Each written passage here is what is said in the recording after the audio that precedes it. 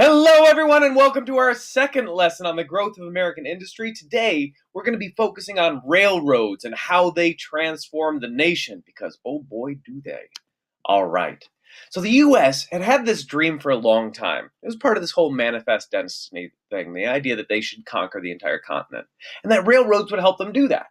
So they had dreamed of this transcontinental railroad ever since they had acquired Oregon and California. Ever since those had become a part of the United States in the 1840s, they're like, geez, wouldn't it be great to create a railroad that goes all the way across the continent? It would really help us settle the American West. And so we hired two companies to help the American government get it done. These two companies were the Central Pacific Railroad, which began working in California, and they pushed their work eastward in 1863.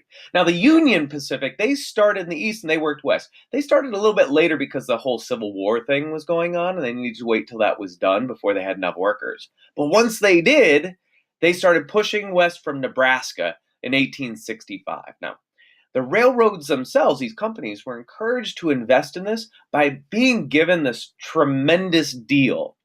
For every mile of track they laid, they got to own 10 miles in each direction. 20 square miles for every mile of track they laid, which means that all of the towns that pop up along the railroad, they're going to be owned by the railroad companies. They own that land. If you want to live close to the railroad, and everybody needs to because they need to ship their goods out east, if you want to live near the railroad, you've got to pay ridiculous prices for the land to the railroad companies. This is a great deal for those railroad companies. Now, the actual building of the railroads required a lot of workers. And the Central Pacific had very few because most Californians were working in the mines. This was the years after the California gold rush, and they were still digging in the ground, still trying to get gold. But they put a law in place that Chinese immigrants were not allowed to mine. They didn't want people coming in from China and digging in the ground and getting our American gold. And so we outlawed Chinese from working in the mines. It actually worked out for the Chinese in the long run.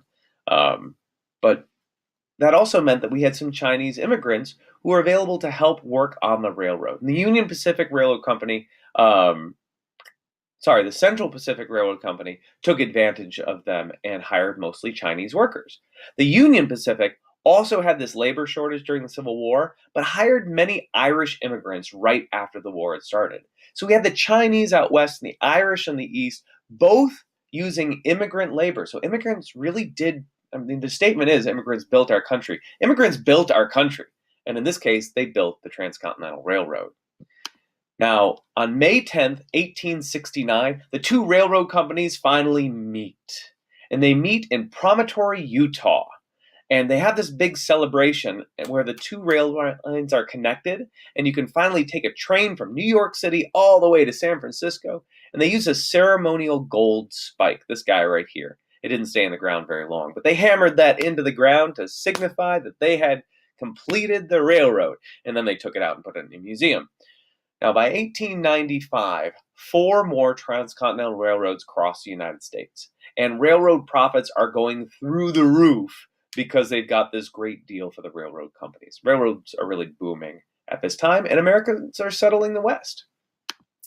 This all, though, has this interesting side effect of creating a problem that we didn't even realize we had. See, until the Transcontinental Railroad, local communities would determine the time based upon the sun's position in the sky.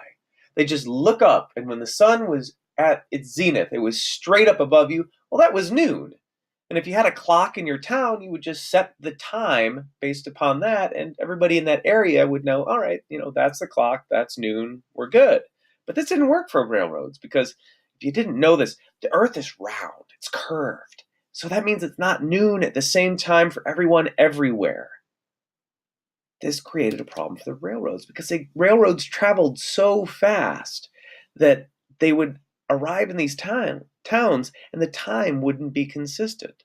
So the railroads had to set their own time. So they invented something called standard time, and they invented time zones back in 1883, so that the train stations would always have a time that worked for the trains, and the trains would run on train station time. And pretty soon, all these cities just started to use the train station's clock to set their own clocks. And railroad time becomes standard time for the entire country. And this happens officially in 1913 when Congress makes that law. But in reality, it had been happening for a couple of decades already. This is how we get standard time and time zones. All right. Economic and social changes. The railroads changed the economy and the society of America. The movement of raw materials and finished products really helps the economy to boom, to grow really well. And cities that are located on important crosses of the railroad itself, where one line meets another, start to really grow and develop and become major American cities. This is what causes Chicago and Cleveland to really grow. It's because they're the areas where major rail lines crossed each other. If you wanted to take goods from the west to the east, chances are you were going to pass near Chicago. If you wanted to move things from the north to the south, you were also going to pass through Chicago. And so Chicago grows up as this big railroad town. Railroads also helped to settle the American West. Okay, you probably learned in a past class about the Oregon Trail. The idea that you would hitch up your oxen to a wagon and you take that 4-month trip to go ahead and cross the prairie. To head all the way across in that wagon with those oxen exposed to winter and blazing sun and all of these. Oh my gosh. Well, how about you just take the railroad instead? Back then, you could go from the East Coast to California in a week. These were not super fast trains, and they had to stop a lot along the way. There was no express train. But even so, in a week, you could go from New York City to San Francisco instead of 4 months. Imagine how that changed westward movement. It also made Native American societies weaker. The settlers, miners, hunters traveling west weakened the Native Americans' hold on those western lands because the population of those western areas is going to explode and it's going to way overpace what Native Americans can keep up with.